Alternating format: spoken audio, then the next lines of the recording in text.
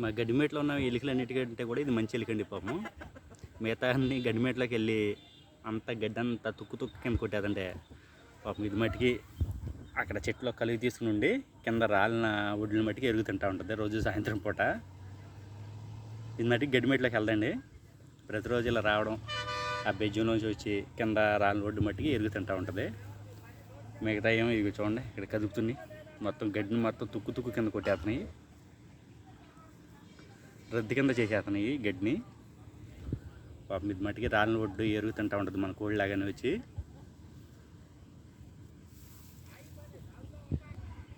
గడ్డిని పొరల పొరల కింద చిన్న చిన్న ముక్కల కింద కట్ చేసేస్తున్నాయి, మొత్తం గడ్డి పాడు చేసేస్తున్నాయి ఎలుకల మట్టికి. ఇది మట్టికి చక్కగా వచ్చి ఏరుకుని గింజల కింద పడ్డ గింజల మట్టికి ఎరుగుతుంటాడు. సాయంత్రం 4-5 నుంచి మొదలెడుతుంది వచ్చి ఎరుగు తినడం. ఏదన్నా ఇక్కడ అయ్యేటప్పటికి ఈ కర్ర దగ్గర ఎక్కడో బెజ్జం పెట్టుకున్నట్టుంది, అక్కడికి వెళ్ళిపోతూ ఉంటుంది. దాన్ని చూసి బెదరడం కూడా మానేసింది. కొత్తలో అయితే బెదిరి పరిగెత్తి వెళ్ళిపోయేది, మనం ఏమీ అనట్లేదని వస్తుంది, తింటుంది, వెళ్తూ ఉంటుంది. అంతే ఆ ఎదర దాకా వెళ్తే మళ్ళీ దాన్ని తిరిగి వచ్చేస్తూ ఉంటుంది. జగలార్వా పెరిగిన సైజుది బయటికి రావడం మొదలుపెట్టిందండి బకెట్లోంచి. బకెట్లోంచి బయటకు వచ్చేసి ఇసుకలో కప్పెడిపోతూ ఉంటుంది.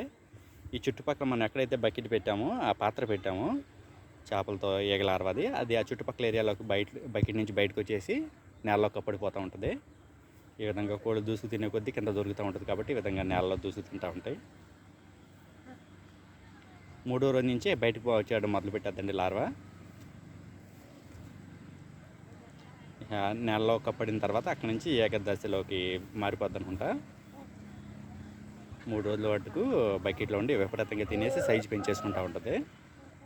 ఇంచుమించుగా చేపలన్నింటిని కింద ముళ్ళు కింద మార్చేసినాయండి, మాంసం మొత్తం చాలా మటుకు తినేసినాయి.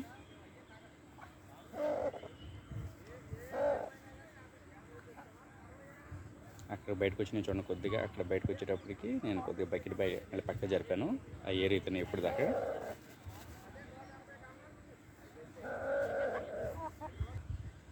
గౌరీ వాళ్ళ అమ్మ రావడం కొద్దిగా లేట్ అయిందండి. లోపల నుంచి బయట తీసుకొచ్చేటప్పటికి మట్టి తినేత మొదలెట్టేసింది. లోపలైతే చుట్టూ గడ్డి ఉండదు, మట్టి తినడానికి అవకాశం ఉండదు. ఇక్కడైతే మట్టికి కొద్దిసేపు ఉన్నా కానీ మట్టి తినేయడానికి చూద్దే. ఏయ్ గౌరీ,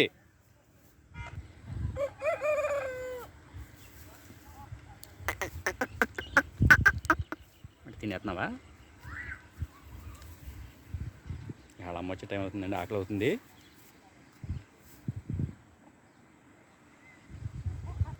ఈగలార్వాని కర్రలు తింటూ ఉంటాయి కాబట్టి నోట్లో ఒకసారి అలా కదులుతూ ఉంటాయండి. గొంతు పట్టేసినట్టు కోళ్ళు ఒక ఎదిలించుకుంటూ ఉంటాయి.